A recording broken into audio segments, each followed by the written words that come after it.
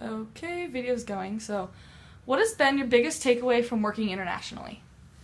You know, uh, the biggest takeaway, I know there's several, so it's really hard to define, I guess, the biggest takeaway. But even going into my secondment, I had dealt with a lot of international travel and other things. But the real biggest takeaway, I believe, coming back from secondment is just the realization, I guess I could say the re-realization, or I guess just the concrete um, uh, um, you know, capstone of knowing that the organization that we deal with at the GTI level, or the Grant Thornton International level, is humongous. The GTUS is definitely one of the bigger players, well, the biggest player of it, and an important player of it, but that what we're involved with is global, and that GTUS and the other member firms of Grant Thornton International, really, if they want to succeed going into the future, we need to be working together. So that is just, I of course, assume that going in, had those feelings, but there was instance after instance after instance that basically, sealed that into my mind, pretty for the rest of my career. Okay, thank you. And then also, how is going on a secondment enhance your professional career? You know, as far as enhancing your professional career, I grew, technically I grew, with my marketing abilities. But I think that if you really wanted to boil everything down, it was getting my own personal brand out within the GTUS organization primarily, and then stepping up into, of course, Grant Thornton International, and then the international world. Just it was what, 4 or 5 weeks ago, maybe 6 or 7, where somebody who had confidence in my own personal brand, that I had met early on in 2011, reconnected with me. And he is an investment banker here on the West Coast, Los Angeles, where I ended up landing back after secondment. Connected with me, had some concerns with their one provider, their audit provider that they normally dealt with, which was one of the big four firms, and said, listen, we need to talk to you guys. Well, the work needed to be signed off and by GT China. Within 5 hours of that phone call in the afternoon, I had him connected with two partners, one out of Beijing, one out of Shanghai, and we were on a phone call with them. And then the next day, those two individuals flew down to southern China to meet with the individuals who were looking at this engagement. Well, it turns out that this is going to be a U.S. over $1 million for the China firm for a U.S. listing here in the United States. Engagement letter signed, $500,000 already received in our hands for a retainer. So it's developing that personal brand, and you see dividends paid consistently. Even after you're done. Awesome. Do you want to ask the? And then the next question is, how did GT help you with your journeys overseas with your family? That is going over there. It just wasn't myself, obviously. So I have 2 kids, my wife, of course, and a dog. Dog's part of the family. He's a Chinese breed anyways, so he had more, I guess, more cause to go for it than us, right? But they took care of it from start to finish. They contracted, the right individuals to do the move.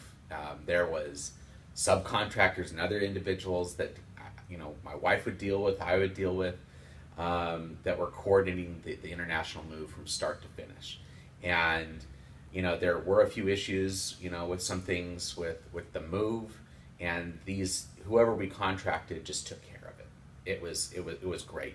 Here I thought I'd be holding the bag.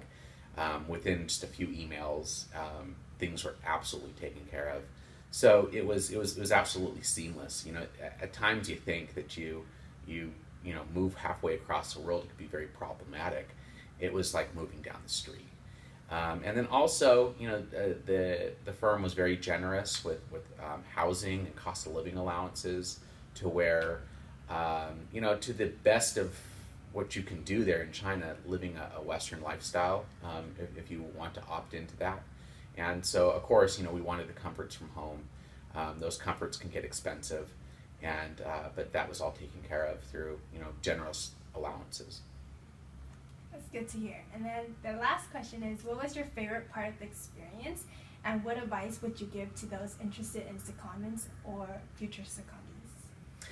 Yeah, so, my favorite, most memorable parts of the experience, I mean, they're just too numerous to name, but some of the most memorable parts was me having the opportunity to deal with very high level individuals, either within executives here at the GTUS level, GTI level, and also the China level.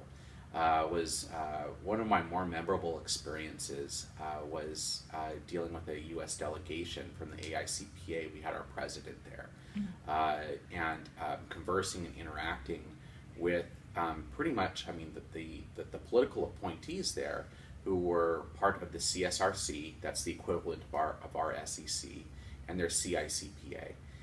It was absolutely fantastic. It was it's almost the equivalent of here I was going down into the government offices just adjacent to Tiananmen Square, dealing with these individuals and interacting with them. Now, the CPA profession, it's young in China. It's less than 30 years old, and looking back, even though I wasn't one of the first pioneers dealing with it, I guess I could be one of the secondary or pioneers of promoting and developing the profession there. It just was not GTUS driven. I think I helped develop in a small part, right? A growing profession there in China, which is now the second largest economy in the world. Okay, those are all our questions, but I have another one just. And okay, I didn't answer one. Oh, the advice. Yeah, Which one? If you have the opportunity, do it. Common sense is going to talk you out of it, but ignore that common sense for once, and take the opportunity. You're going to be surprised that you'll have abilities and things in there that just come out of nowhere, and that you'll be able to take things on your own, or we're a big network. There's always a lot of other resources to do it. So again, I felt like this opportunity was hitting a gold mine. I'm glad I took it, and have never looked back and thought that it was a bad decision with my personal life, my family life, or my career. Awesome. Just curious. How was the language barrier? Did you speak Chinese before you went? Did you learn it? So, now looking back, I've spent 10% of my life in Asia. Before China, I lived in Japan for a few years. That was, prior to marriage and stuff like that. I am conversationally fluent in Japanese, but that doesn't get you too far in China. Helps with a little bit of the reading, but language, no. I had a tutor there, and my wife had a tutor, and of course the kids had things at school. We made the conscious decision to live in the central business district in Beijing. We didn't live in a expat compound, so we, our neighbors were Chinese to the most extent, and so you got to pick up the language, right? When in Rome. However, I didn't develop the language as much as I did as when I was in Japan, really because by the time I conversed pretty much everything in English, and I required things to happen in English when things came to me, just primarily because if you think about it, I was the chief U.S. GAAP and SEC resource in Northern China. If something hit my desk, when it left, it had to be right. So I could not afford any errors in translation. So business wise and all those things, it was pretty much done in English. But then outside of work, I could get around. You know, when you go to some of the off-skirt places in China, you would see the taxi drivers just kind of freak out because some white guy is trying to get in his taxi and it's going to make his life a little difficult. Well, the second you start spouting off your fundamental awful Chinese, but it's enough to get through, it's a big sigh of relief. He says thanks, and you figure things out yourself or together. But yeah, over 2 years, I was able to get some of the language. But my kids, to this day, they developed it a lot better. My son was just at Hermosa Beach, where we live, and he was talking to a guy, and the guy was from China and instantly picked up. He said, "Oh, you lived in Beijing because you have a Beijing accent." Bingo. So that's, I guess that was a compliment to my son.